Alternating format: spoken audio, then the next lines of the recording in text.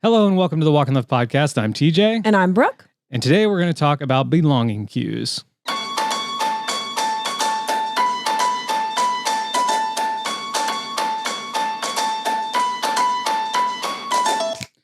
Thank you for listening. Thank you for making us a part of your week. The Walk in Love podcast is a weekly conversation between Brooke and I about parenting, faith, rhythms, emotions, belonging cues, strong feelings. It's a place where we laugh and sometimes cry as we try to find language to live a full life. So if you like your listening to line up with your living, then you're in the right place. Okay. Let me explain a conundrum I'm having, a podcast conundrum. Okay. Okay. Podnundrum. Podcast listeners, you're just along for this ride. Okay. Okay.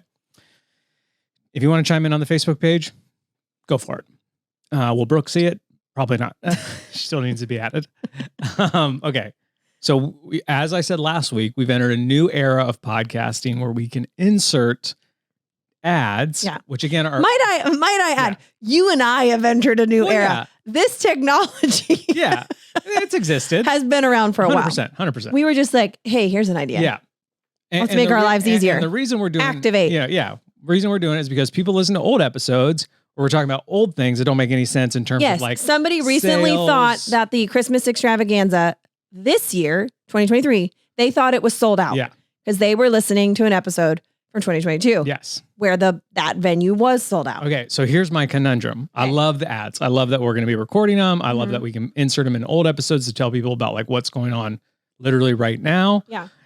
But then when we so that ad played, I know which ad just played. But I also in the moment, yes. Right now. But at 1:55 p.m., a year from now, a different ad will play. Yeah. But I, in this moment, want to continue to talk about the thing that's going on right now, which was the ad that just played, because of my excitement and because it's like top of mind, it's current, right? It's happening. A lot of people but ads don't take out our top of mind topics. Okay. But I think sorry, y'all, you really are along for this ride. Okay. This is a conversation between me and TJ.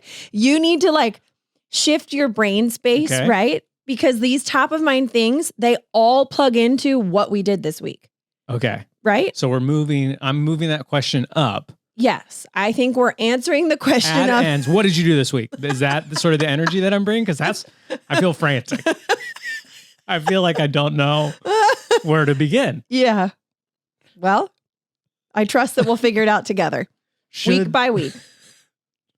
So that's what's going on here. But that's what I'm saying. Like if it truly is excitement and top of mind, it's likely part of the week. It's likely part of, hey, what's going on right now? So, hey, T, what's going on right now? Hey, tell me all about it. Wait, should I read the review of the week? Yeah, let's start there. Oh, wow. Okay, let's go. Let's see here. We're replanning the podcast right now live. Unless you're listening a year from now and you just heard an ad that is live, but this part isn't live. Sort of like time travel, but not. It's like our own version of Inception. Is the top still spinning? We'll never know. 100%. You think that it is? No, 100% it's not. We were just talking about this on B&B After Dark. What do you actually think? Do you think top? I think we do. I think it stops. You think it wobbles? Yeah, because I'm an falls. optimist. I'm an optimist. Optimismist.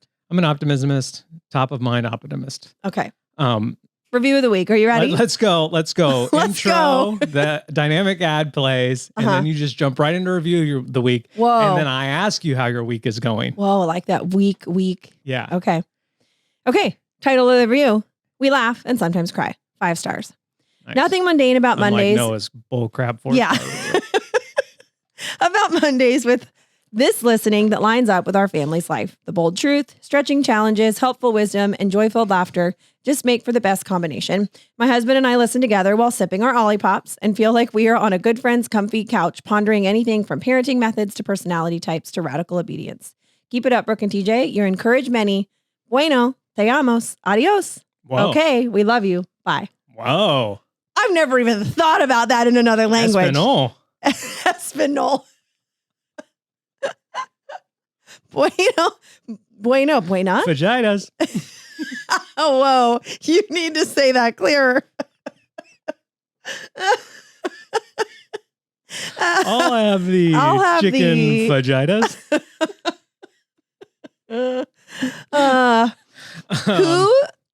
Who was I with recently? Was that someone? Me. No, no, You're no, only no. ever with me. No. That's why I think maybe it was someone during Moms on Maui. Okay. Someone. Wait, Mom's on Maui? Yeah, it's an ad. We can't talk about it now. No, it's setting you up. Oh. Mom's on Maui, baby. Oh, Mom's on Maui, baby. Sorry, I missed where you were headed. No, somebody recently was pronouncing tortilla like a tortilla chip. Okay. Wrong. Tortilla? Yes. But dead serious. And I think maybe it was then, but I don't remember. I just remember being like, wow, that's still happening. And it's 2023. Okay. Okay. Here's where we're at, people. Those are soft L's. Yeah.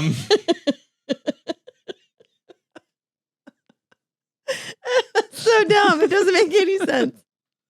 So, Brooke, how was your week? What's going on? Tell me all about I'm just confused about what I could talk about. it. My week was fantastic, right? Yeah. When did we see? My problem is that I'm like, when did we record last? We're basically recording every Sunday now. Okay, so I'm going Sunday to Sunday. Into the rhythm of Sunday. Next week, we have a very special guest on the podcast. Oh, we or you? We. I'm part of it too. Mm-hmm. Wow. Okay. Is it me? No, you're a host. Oh. I could pretend to be a guest though. Sure. That'd be real confusing. Sometimes I feel like one of us has guest energy. Hey, are you kidding me right now? Who just made notes and wrote the notes for this episode? Okay. Oh, don't even put notes in quotes. That's a Junie thing right now. Doing quotes, but she doesn't totally get it right. She's like, no, she uses it when she's being sarcastic. Yeah. But she doesn't know what sarcasm is. So it kind of works, but you're also like, that's not exactly right, in quotes with her emphasis. And I'm like, okay. Yeah, I'm going to go get my jammies on. Yeah. Meaning like she doesn't want to, but she will. I guess I'm going to go do this thing. Okay. Anyway, I'm like, great, go for it. I would love that. My week was great. I don't chronologically remember the week at all. I think I blacked out. Full week. One of our fullest weeks in a long time.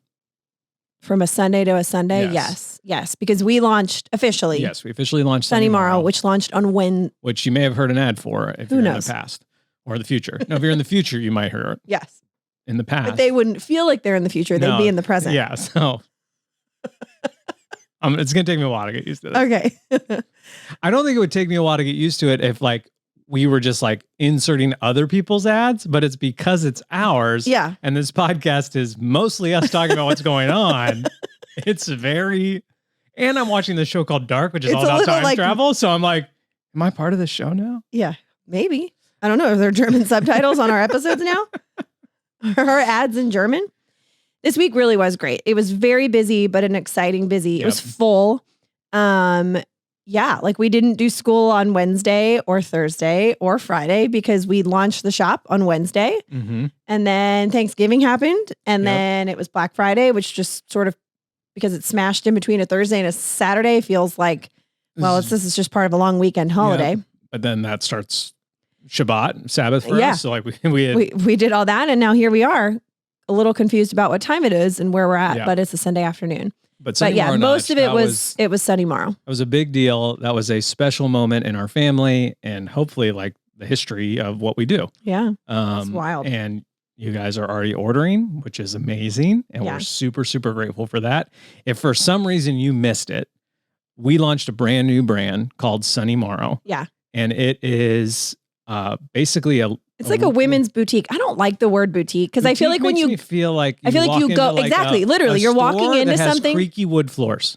Well, that is what I picture. Or I'm just like I feel like when I go into a boutique, I'm like, oh, I might like one of these things. Yeah, you know what I mean. Right. So that's not the best word. It's for a it. women's fashion brand. It's Fashion. It's everyday essentials as fun as you are. So if you're see, I'd like that store. So it's a shop, but it's online. It's an online shop with everyday essentials. So here's what you do. You go to Google. You go online. You type in Sunny Morrow. Yes. Then you click on sunnymorrow.com. Yes. Then you go to sunnymorrow.com and then you click on the Instagram button at the bottom or the top. I'm not sure where it is. Then you go to Instagram and you hit follow. That's the quickest way to get news and updates about Sunny. Well, first, I thought you were going to go to Instagram and then click up to the link in bio and reverse yourself back to shop. I thought that's where you were headed. but yeah, literally click. Yeah. So it's a fashion brand. It's like an everyday brand. Fashion also makes Again, me I'm feel like fashion makes it sound like it's fashion. Yeah. Who am I quote? Oh, is that the Trolls? Trolls 2. Yeah. That's the fashion. That's the two like twin sisters, Chanel and Satin and Chanel. Satin. Shanique is definitely not it. And so it's available now and it's shipping now. Yes, I need to do like a Q&A or a frequently asked. Some people like will might probably get their today? stuff on tomorrow because it's Sunday. Oh yeah. Some people might be listening to this podcast. And they might unpack their item while they unpack what we're about to talk about. Wow. Double unpack. So that was huge. That was so exciting. And just, one of those things where it's like, you just take these small steps for a long time. And then you're like, okay, we've arrived. We did it. We did it. And you're like, that wasn't too hard, was it? And you're like, well, kind of, but in a good way. Yes and no. Yeah. But it's super fun. We hope to release monthly collections starting in the new year. Right now, like for the rest of the year, what we have is what we have. We're not getting anything new for the rest of the year. Most likely, maybe one or two things. There might be a couple things that I'm a little confused about where they are right now in the world. But for the most part, we're going to do monthly collections, limited amount of pieces. Ships right away, all that good stuff. So very excited about that. And then we went to the Bethke. So last year, I don't know if I'm sure we talked about it at some point. We all got the plague, like the flu plague last year. Yeah. And Thanksgiving was canceled. And there was like 4 weeks. A moment in time where we thought Christmas was also going to be canceled. Like we have never been this sick in our lives. And thankfully Daisy kind of like, she had it, but it wasn't as intense as everybody else. Like there was a time last year where Sunny and June, right around Thanksgiving, they didn't move from the couch for like 3 days straight. Like and then I watched all 3 Hunger Games in the guest room because I like couldn't move off the bed. Yeah. And it was just like a rough time. So we're getting ready for, Wednesday we're getting ready for the collection and Thursday we're going to go up to Thanksgiving. Wednesday morning I go to the gym. CrossFit's broken out into 2 sections. The first section is like a lifting section. The second session is like what they call the WOD, the workout of the day. It's more of like the cardiovascular, intense, like, lay on the floor sweating type vibe. So I do my lifting and we're actually going for like a 1 rep PR and I get close to mine and I'm feeling fine. Like I'm actually feeling pretty good. Yeah. And then we start the workout and my stomach starts rumbling pretty fiercely. And I'm like, in a Las Vegas kind of way. Sort of like I'm either going to barf or I'm going to crap my pants while doing toes to bar. Not a pretty picture.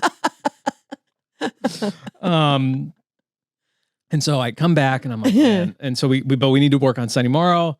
I stay away basically from food all day. And I'm just like, I'll just work and we'll be fine. And I was feeling okay. And then Sunday morrow launches and I was actually gonna play some video games with Matt.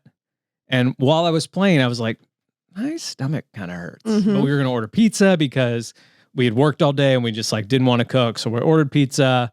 I like get Daisy in the van to go get the pizza because she usually comes with me. She's a big fan of it. And pizza? Yeah, pizza, truck, van, van, pizza, truck, in.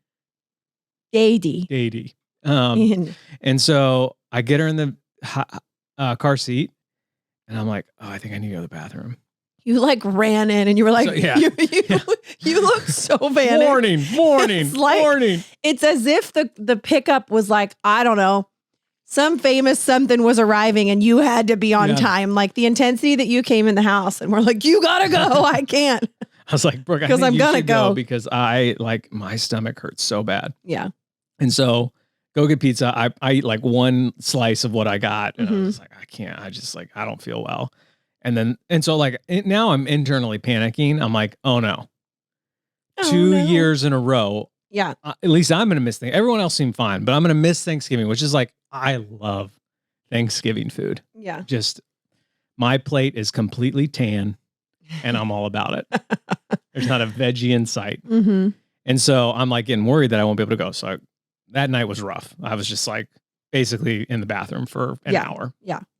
And go to bed. And like, honestly, some of the worst stomach cramps I've ever had. Mm-hmm. You know, Brooke's probably just making fun of me. She's like, I've had a baby. And I'm like, my tummy hurts. I wasn't making fun of you. I wasn't. That's not the word I would use. Judging? No.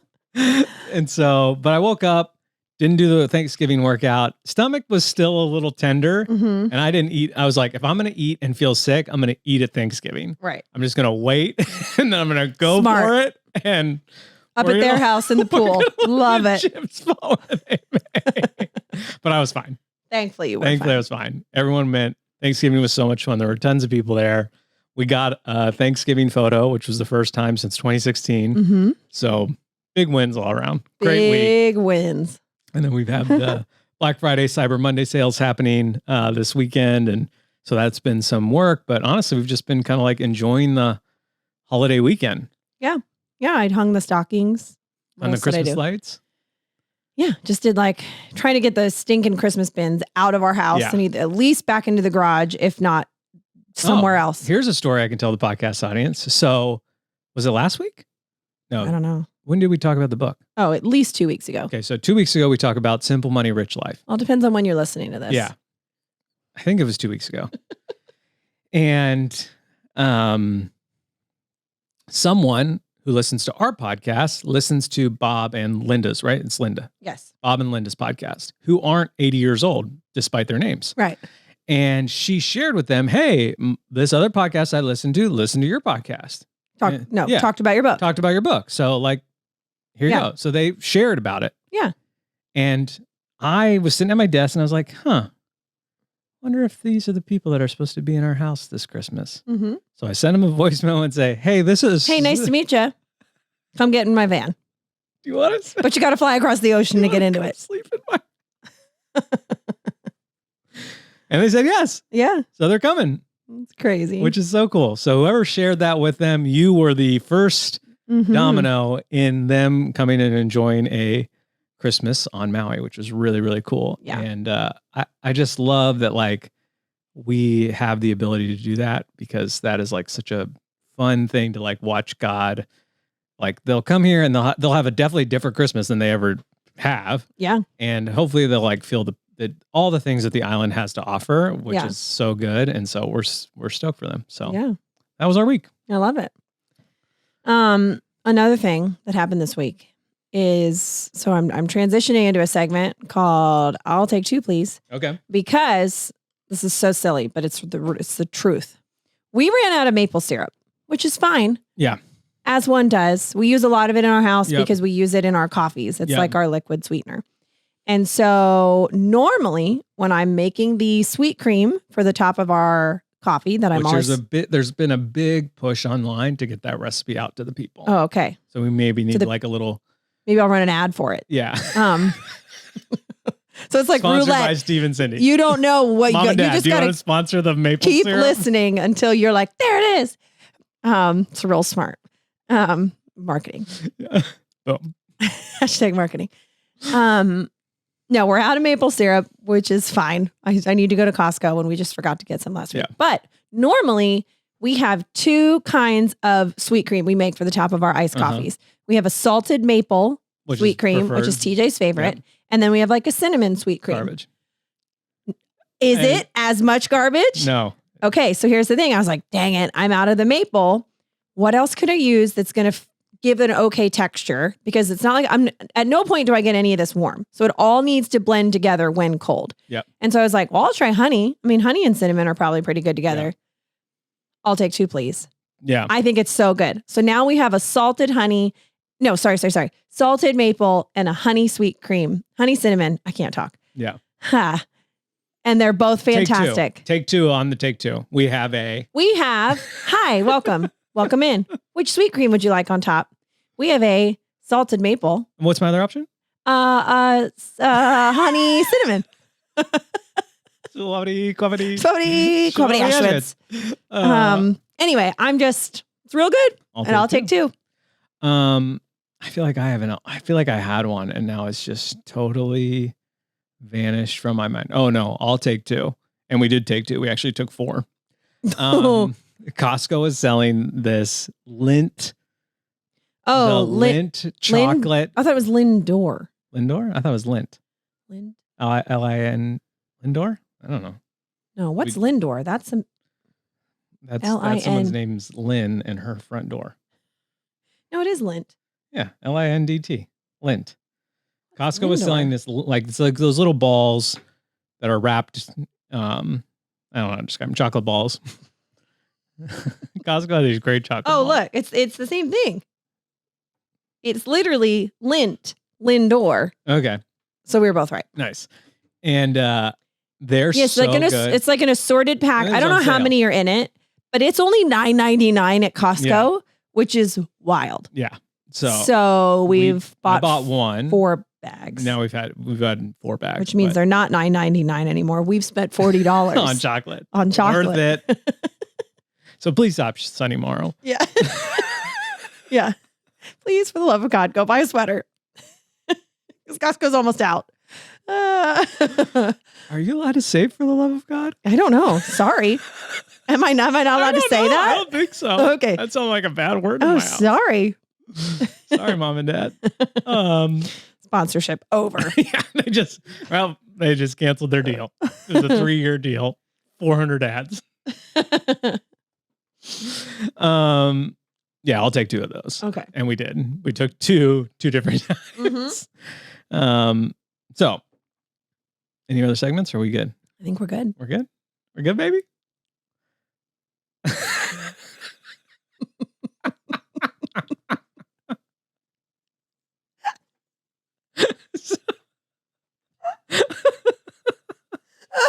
Oh my word. So Did you get what I was doing? Oh man, that was so good. So more ad talk. We're inserting one right after the intro, and then we're inserting one between the we're done Somewhere in the middle. Well, it's not really necessarily time-wise the middle. And we're gonna head into the serious topic. And I told Brooke before we started recording, we just need to take a beat at both of those moments. And I said, that sounds great. Just give me the eyebrows. Because you normally do. You raise your eyebrows and it's coming. And so I was like, okay. But you went with a heavy, hardcore eyebrow raise just now. But you weren't noticing. Crazy person. They just kept getting higher and your head kept getting tilted back. Oh, it's the best thing ever. Oh, my stomach hurts. Okay. So here's that ad. And we're back. We're so good at this. I'm literally crying. Almost 200 episodes in, and we're just getting started, people. Our stride. Okay. Okay.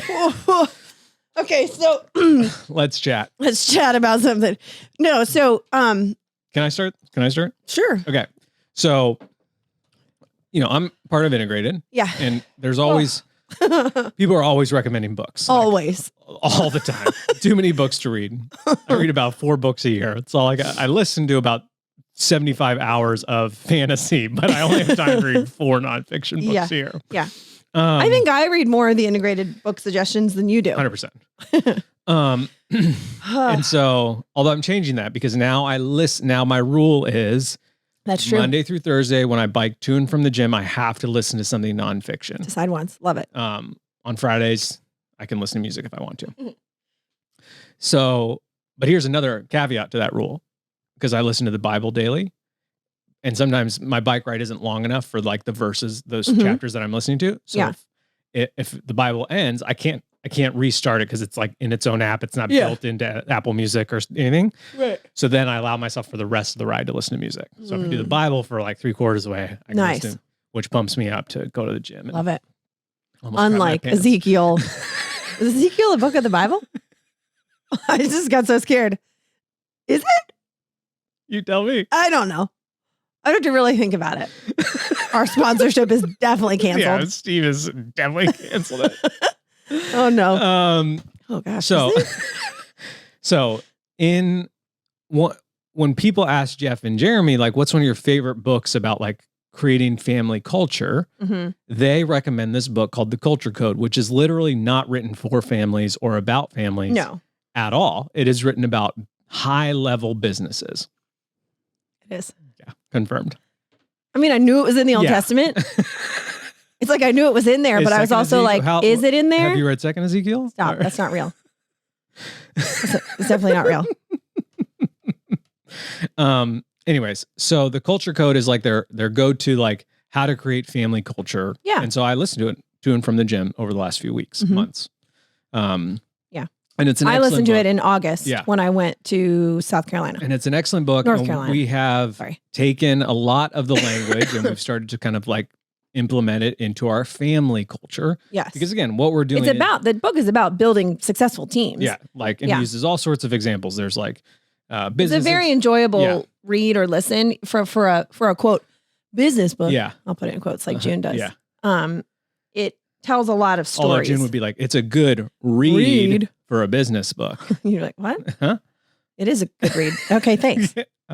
And so it's been really good, but Brooke and I were recently having a conversation. So the book is always recommended by the two of them. I finally got around to listening to it. Brooke listened to it. And we started having a conversation. We started having a game plan conversation about our trip to Pennsylvania. And so which I think is an important thing to do. Mm-hmm. And so as you travel to visit family, whether it's a good situation or a bad situation, it's important to have game plan conversations about your family. Mm-hmm. And so about like what your vision is for the trip, our vision is for the trip.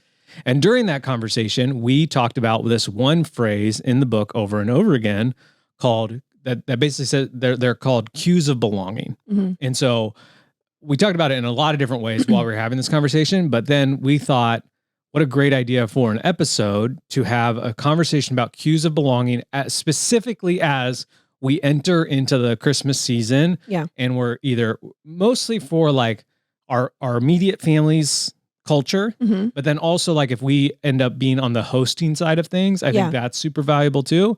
And so what is a cue of belonging, you might be asking? Take it away, Brooke. Sure.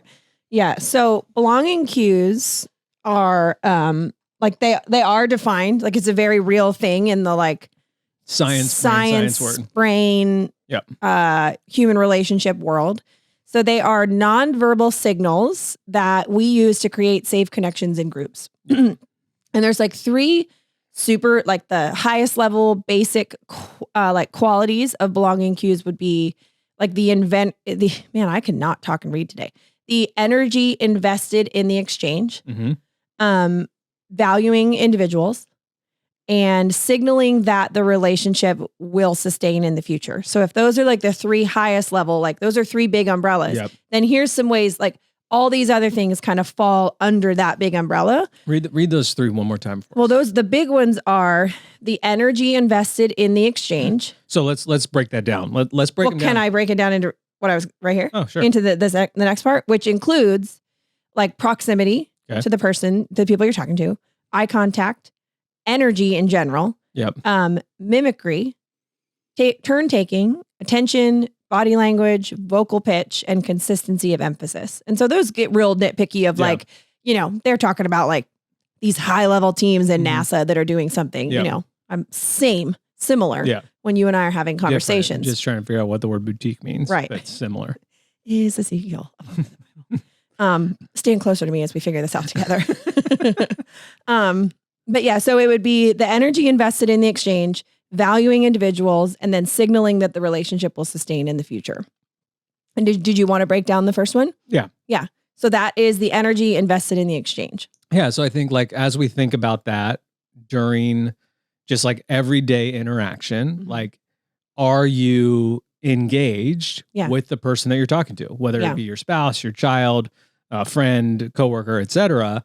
And like are you investing your energy in your device that's in your hands, which this is a big one for me that I'm being refined in daily.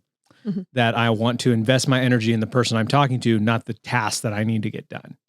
You know, Mm. like, because I can be distracted by the work and the devices and all that kind of stuff. And so Mhm. like, I feel like that is sort of that one's kind of like subtitle. Yeah. Next one. Valuing individuals.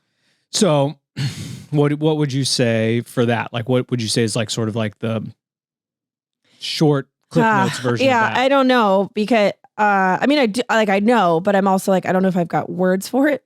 Real riveting on a podcast. But I think there's so many ways to value people, Mhm. but I do think that it sorry, I'm trying to gather my thoughts. Like there are so many ways you can value people that are all these very specific, like, again, these are non-verbal cues. Yep. That's what a belonging cue is. And then you and I, T, we are going to take this conversation into a way that is still kind of non-verbal, but it's more like literal and specific. Yeah. And so I think that's where my brain is like ping-ponging between the two right now. I just want to like set a base layer Right. foundation. So as we have this conversation, people aren't like, what does that even mean? Yes. And so like for me, well, like, I think let's use your example of, let's say you're sitting at your computer doing work, which again, a valuable thing. I'm not saying don't do the work. A kid comes in and genuinely needs something, like needs something or whatever needs to happen, or doesn't need something genuinely. Like maybe they're just there. Yep. Like if your energy invested in how you're talking to them, I think that can really impact whether or not they feel valued or not, which is the second part, like valuing individuals. And then of course, I hope we signal to our kids that the relationship is going to sustain in the future. But I think when I think about that in like a work element, which is where this is being talked about more. I mean, you talk to somebody at customer service counter or somewhere, and I'm not overly invested or intentional on my, like, I need to make sure they know this relationship's going to continue, because it's not. But the tricky thing is that I think a lot of people take that energy and then they unknowingly shove it into pockets of where the relationship needs to continue. 100%. And they're treating it like they're speaking to a customer service person or the customer service one is interesting. That sounds mean. I'm not saying be mean. If you create a strong team of customer service people, they will make your customers feel that this relationship is going to continue. Yes. Because you want it to continue. Which would be very valuable. With the business. And that's why like someone like Chick-fil-A is so valuable, because they're team members who, you know, like, I'm not going to, I mean, unless you're like a regular and then they literally do know your name and your order, your vibe and stuff. But like when they make you feel like, oh, this is a place where I belong and this relationship is going to continue, you then continue it by continuing to go to Chick-fil-A. So like, Chick-fil-A is a great like corporate-y example, because I feel like the good ones, and you every once in a while you hit a Chick-fil-A and you're like, I don't think they got the guidebook. Wow. Okay. You want me to print it out? Because I have it in my backpack. Y'all did not read that. But they do make eye contact. They all have a similar energy. They kind of mimic your excitement for being there, which makes you want to mimic their excitement for being there. I feel like they pay attention. I feel like even their body language, even when they say in their vocal pitch, like when they say, my pleasure, like it's like so, it's so inviting and it makes you feel like, man, I could go to any Chick-fil-A and I feel like I belong here. Yeah. And so that's sort of like the book is excellent. And like they dive so much deeper into the cues of belonging and how to like cultivate an environment with those. And so like if you're starting a family or have a young family or even have an older family, like or if you work somewhere and you're leading a team, it's such a, I mean, it's valuable for like please go read it for that standpoint. But I think if someone saw the book as a parent and thought, they wouldn't think, oh, I should read this for my family. So that's, and most of our audience is going to read it for that and not for the like culture of a business and team element. So great book. And it dives way deeper into that. So, but as Brooke and I were talking about our game plan home, we started talking about like the flight and the travel and all the sort of like that comes with traveling 5,000 miles. And we really started talking about like, how can we give our like traveling is tiresome. Like everyone knows that, like traveling on an airplane is not ideal. It gets less and less fun, especially around like the winter, because there's an element of like, there could be storms and delays and cancellations and all that kind of stuff. Yeah. And so like we were talking about how, as we travel back to Pennsylvania for Christmas, do we give our children cues of belonging? Like, how are we like, and it's not really like, this isn't really like a how to, it's more of just like, let's make this idea top of mind so that when we're tired and had just woken up from an all-nighter, sleeping straight out, sitting up with a kid sort of on our arm, like, Hurt Locker style, we can't move or else it'll wake up.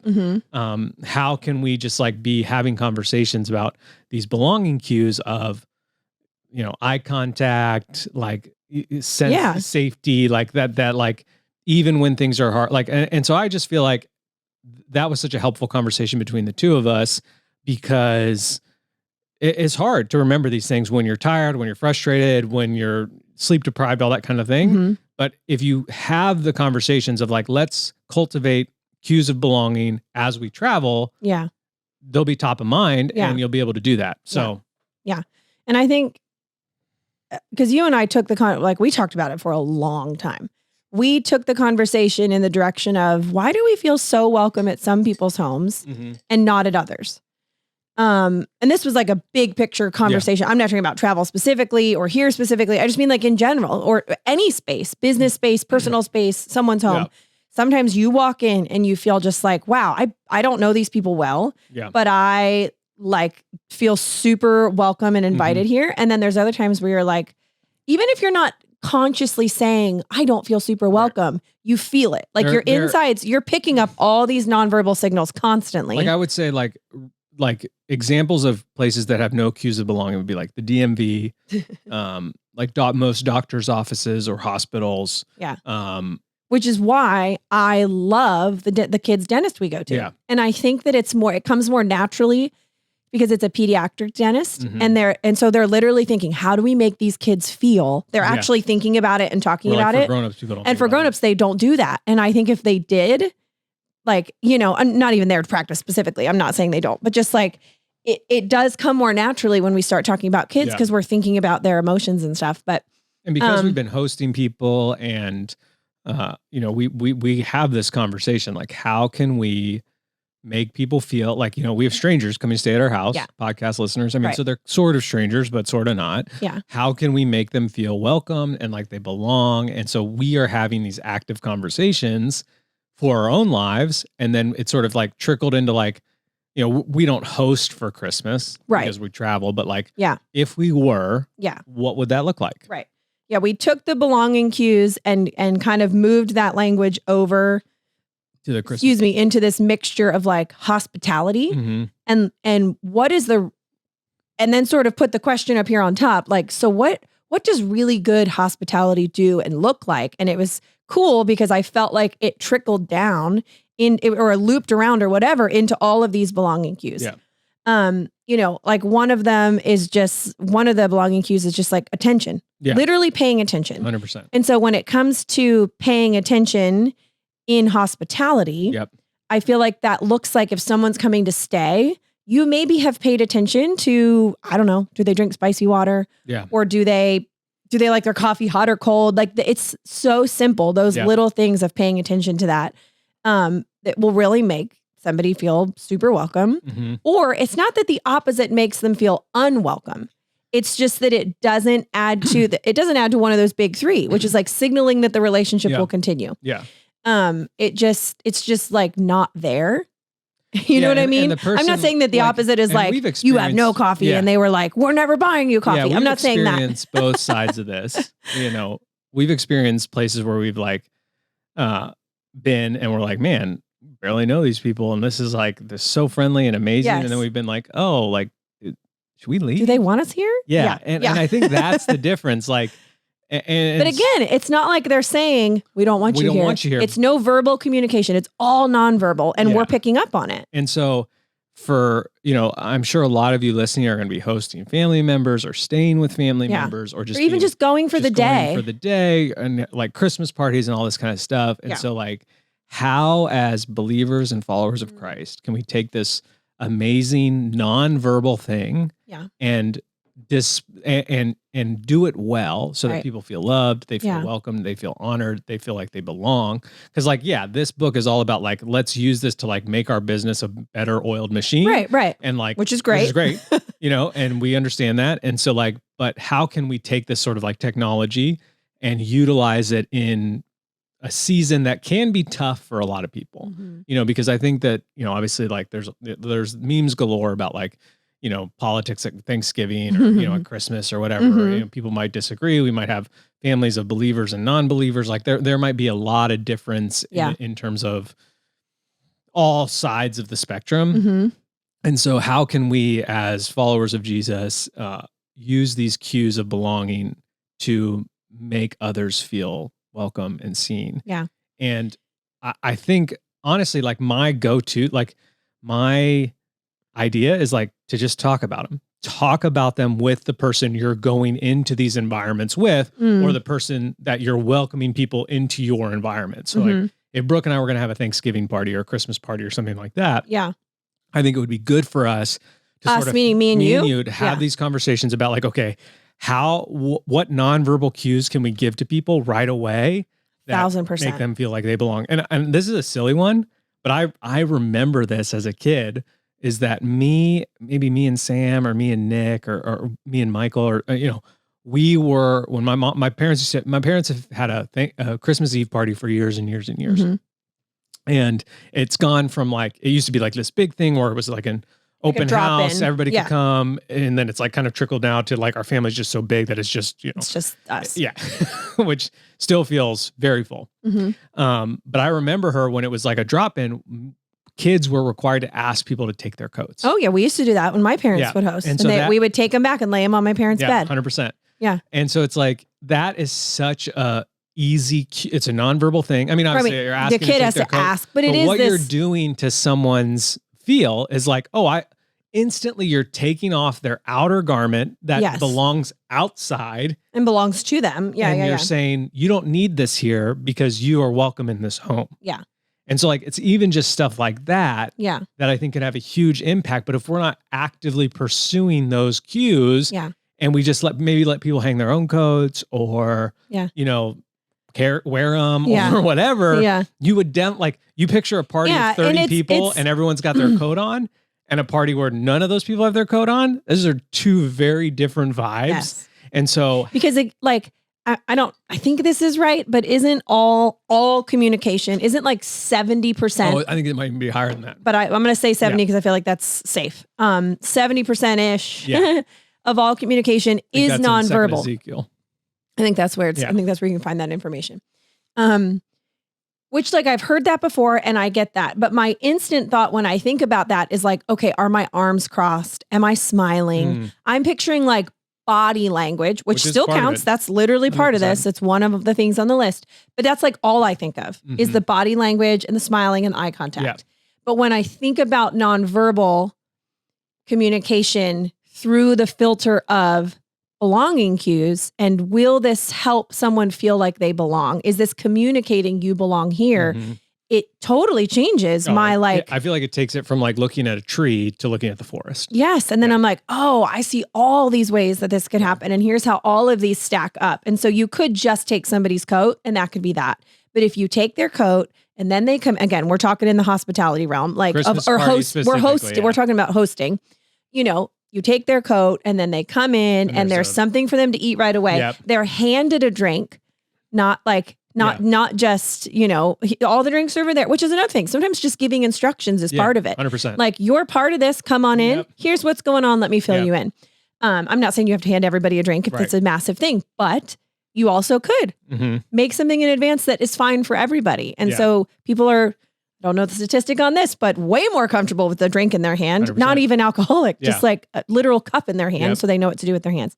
And you start like adding these on, like one after another, after another, after another. And that's a very different experience at the end of that party versus like, hey guys, come on in. Right. You know what I mean? 100%. And I think it's easy to do that. I'm not saying that that's like bad. Because again, I'm not comparing something full of belonging cues to like, we're arguing and you don't belong here 100%. And like all this stuff. I'm just comparing it to a total lack of intentionality around it, or if you did try. Yeah. And I just think that like, even if it's people you see all the time, Yeah. like even if you're like, I go to my mom's house all the time, but we're also going there for Christmas afternoon or wherever. Yep. And you are intentional about bringing some of these cues with you, so to speak, or you're the one hosting. I genuinely believe it will feel so different. Yep. People's insides, their hearts and their cups will be full, and their buckets and all those phrases that you can use to talk about just like somebody really feeling like they belong. I feel like this is how you do it. There's no other magic sauce that's like, this is literally it. Yeah. This is the way to make that happen. 100%. And I think a good question to ask yourself is like, in your mind, think about a place like the DMV where you don't belong. There's no cues there. It's just, dreadful. Which is funny though, because I'm like, literally everybody's there because they can all drive. Like, you know what I mean? Or are trying to drive or something. But like it could play into this humorous, like, we're all a part of this horrible DMV and they could totally make a culture out of it if they wanted to. 100%. Or like, and then think about maybe a place where you feel like, for us on island, like the Bethkes is a place where we always feel like we belong. Yeah. Like they are they are very good hosts. And they work hard at it. They're very intentional. Yeah. It's a very important part of their family culture. Yeah. And it shows. And so I would, so when we talk about this, how can we sort of mimic that side of things? What do they do well? Like, what can we take? We obviously can't take everything. They have a pickleball court, so like we can't have that. But what can we do that they do well and take it into our sort of like hosting, family, all this kind of stuff? Yeah. And I think if you sort of run through that a couple of times in your mind, that will just be like a super helpful sort of guidepost of like, to pick a literal place or family or somewhere where you do feel like you belong. Yeah, like last night. If you feel like you're stuck and you're like, I don't know. Last night we had a guys' night at Ian's house. Yeah. And we all show up, I'm very comfortable in their home. Yeah. But that's because they are constantly they do all those things, giving us cues that we belong there. But we went outside and he had all the chairs in a circle. He had a bag, like a cooler bag of ice with drinks. Yep. And a fire going in this like little like fire thing. I feel like fire pit should literally be on this. Yes. And he hadn't, like obviously I said hi to him, I gave him a hug, but like outside of that, he was busy kind of doing stuff, but instantly like I felt comfortable enough to grab a drink, sit on a chair and start chatting with people who are already there. Yeah. And like that seems simple and it seems obvious, but he was super intentional about it, and it made us all feel like we belonged. And we were there from 7:30 until midnight. Yeah. Because everyone in that circle were giving each other cues of belonging. And so it allowed the conversation to continue and flow and get serious and get super funny and then get serious again. and it was because of those nonverbal things. Like people looking at you while you're talking. Energy. The mimicry one, which is, I think there's like whole complete stories about it in the book, but just about how powerful that is. Yeah. And it's like it's the episode of in The Office where Dwight's learning to listen and smile and like shake his head, 100%. Like to show outwardly that he's listening internally. Like that is, because his line is, I listen with my ears, yes, Yes. And they're like, whatever, we need you to listen with your face. Like I need to see it. And that's very, very real. But I feel like something like that's a huge part of like what you did last night is that people were listening, they were sitting within proximity. They had eye contact. Their energy was the same. And that doesn't mean that energy, I don't think means like everybody has to be this super friendly, positive, 100%. Outgoing, like person. Like you can still be you're calm. You can still be yourself and meet people with just an energy of, I'm listening, I'm paying attention, you matter. It doesn't have to mean like volume and excitement like that. And I think some of us have a natural tendency, like some of us are naturally gifted at belonging cues. I would put Brooke in that category. Really? Well, that's kind of you. But if I was super honest about myself, I don't know if I am. I would put that in okay. Sorry. Right, here, let's get real about it. Yeah, go ahead. I would put you in that category for strangers. You are very good at smiling to strangers and nodding at them and that's mimicking a really good point. them. In close-knit family friend environment, you do sort of take that introverted, Yes. fly on the wall, which I think has some to do with your voice for so many years and just sort of like muscle memory of that. Well, that's also true. But it's interesting that you're better at it with strangers than I am. And I feel like I'm better at it with friends and family than you are. Correct. But I do think that both of us could improve at it on all fronts. Mm-hmm. And I'll never forget Brian Zemer the day we opened Supply, he was like, guys, I need to talk to you about something. And so like, he's like a mentor, older guy. We're like, oh no, we're in trouble. Yeah. And he just told us, he's like, sometimes you two come off as cold. Mm-hmm. And I want you to just work on being warm today. And I think about that all the time now. Yeah.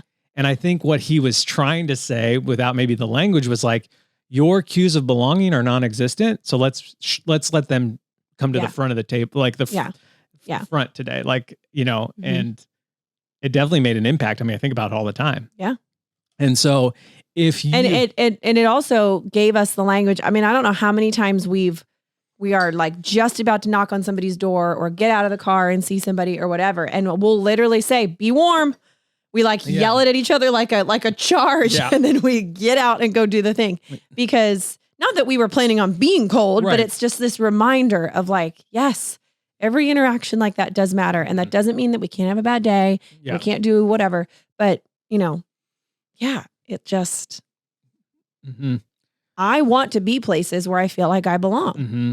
And if that's the case, that's how everybody's feeling when they come into my space. Yeah. So. And I think that's why like we weep when we think about Jesus, is because Jesus, like he says, you belong here, no matter what, no matter how bad you are at all this stuff, no matter your sin, no matter your shame, you belong here.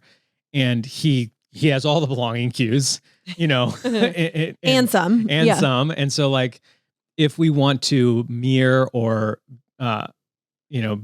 be as much like Jesus as we can, I think those nonverbal belonging cues are a big part of that. Yeah. And I think if we don't think about them and actively talk about them, because as Brooke and I, like, we're talking about our trip, now that we've opened that door, we've had meta communication, we've had communication about something that's going to happen. Yeah. During the trip now, we can have communication in the moment and we can say to each other, hey, like, that was rough to watch. There was no cues of belonging for those tiny girls who are not in their home, who are someplace different, who, might be missing stuff. Like, let's have an attitude of grace and comfort towards them as we travel, which will honestly help all of us, because it will make the whole trip better. Yes. But yeah, I just think like, it seems like a simple thing.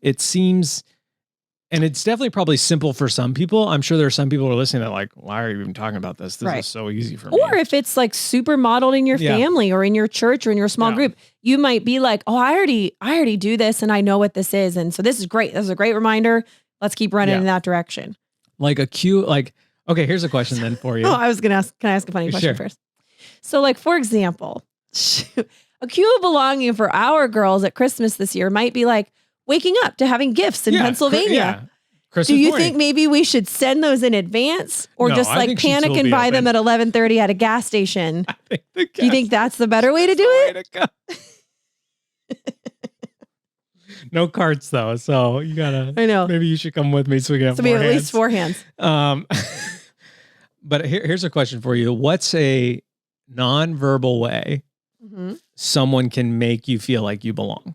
Like, what's something that brings you... That I personally think of immediately? Yeah, I personally immediately think of food. Yeah. And that's probably because I don't mind making food. The food part of hosting does not stress me out.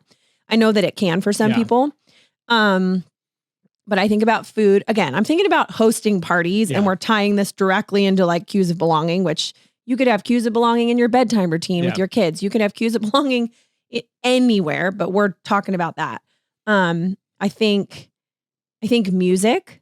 I think music is a big part of just putting people at ease. Yeah. I think people, it's not like the music specifically. They're like, this is my favorite song. 100%. Not like that. It's just that people are often very uncomfortable with silence, especially if they're the first people there. Yep. And so it's like, just to add the like, oh, the party's already happening and here, come on in because the music's going. I think that's really great. I think for me, having a question or two already in mind that I want to ask people. And that's a verbal way of making people belong. Yes, but 100%. Yes. But for me, I have to have all this like in my head communication about it beforehand so that I'm not so busy doing all the things that I forget to actually look somebody in the eye and ask them a question. Like at Thanksgiving, at every table, there was a jar full of like conversation starters. Yeah. And what's interesting is last night at Guys Night, one of those conversation starters at a different table, like someone brought it up that last night and was like, hey, this was and so that was what launched into hours of conversation. Yeah. And so it was like this really cool thing that started because the Bethkes wanted to make people belong at Thanksgiving. And then it like continued into Guys Night at Ian's house. Yeah. And like, what a strong, like, feeling and vibe of community that is to like, that those things are permeating through different events. Yeah. But still like they're having the same sort of power over people, like feeling comfortable and like they belong. Yeah, for me, the nonverbal one is the big one for me is drinks. I want to make You're sure such a drink person. 100%. And I don't drink alcohol. No, you don't. But like you have said in a hypothetical scenario where you could survive on drinks for the rest of your life or food. I would pick drinks. Which blows my mind. Yeah. I would never drink thing ever again. Yeah. If I didn't have like to. A lizard person.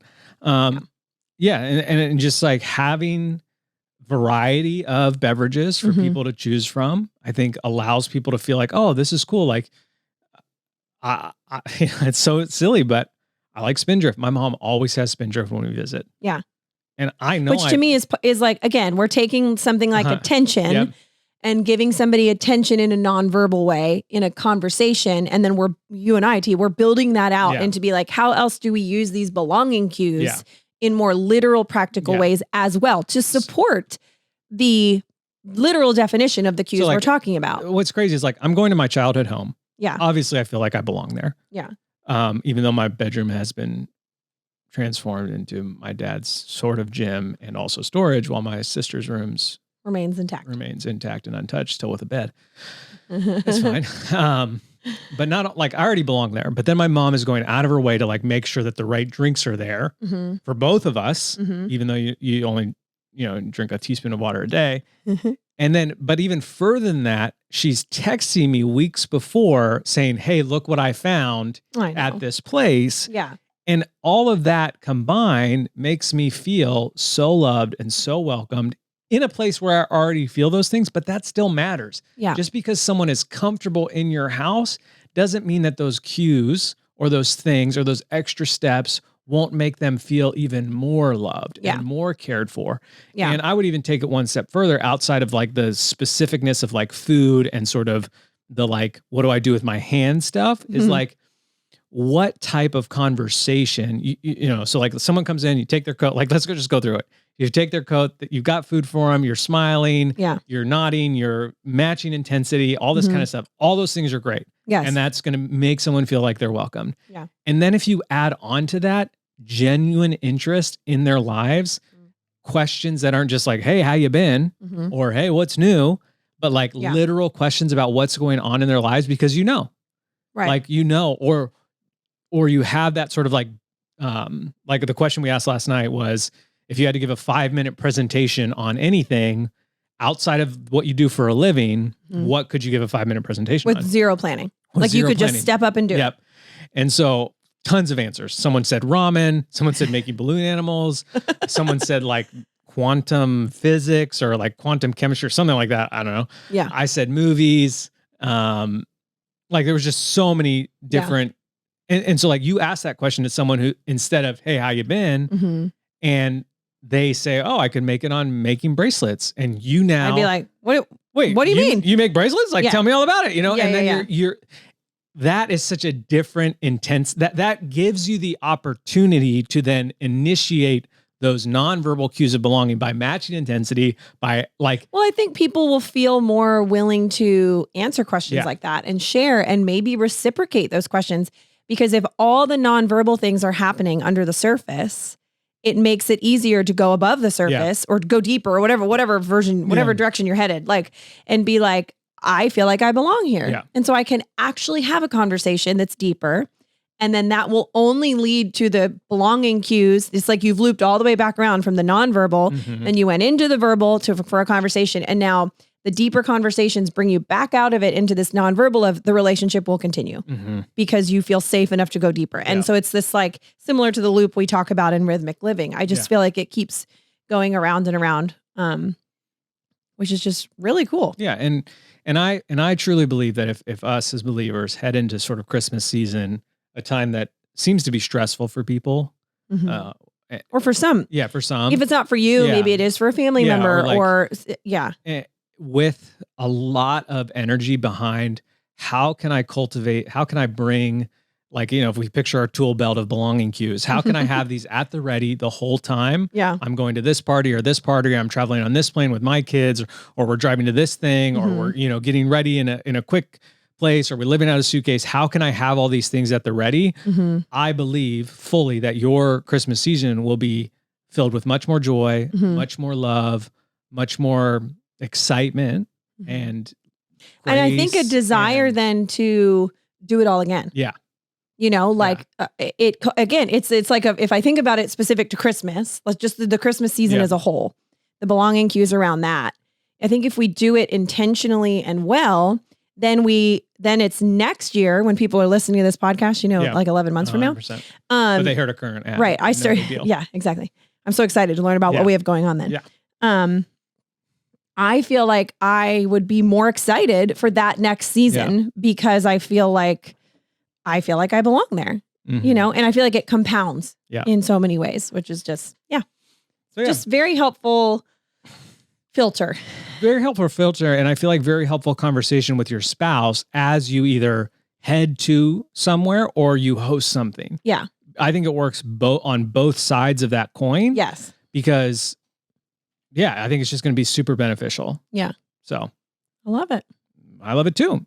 And I love that you guys listen to the Walk in Love podcast. We're super grateful. Thank you for listening, and thank you for making us a part of your week. If you're listening in the year 2023, go buy a 25T of Christmas. If you're listening in 2024, who knows? Whatever the ad said, go do. Okay, I love you. Bye.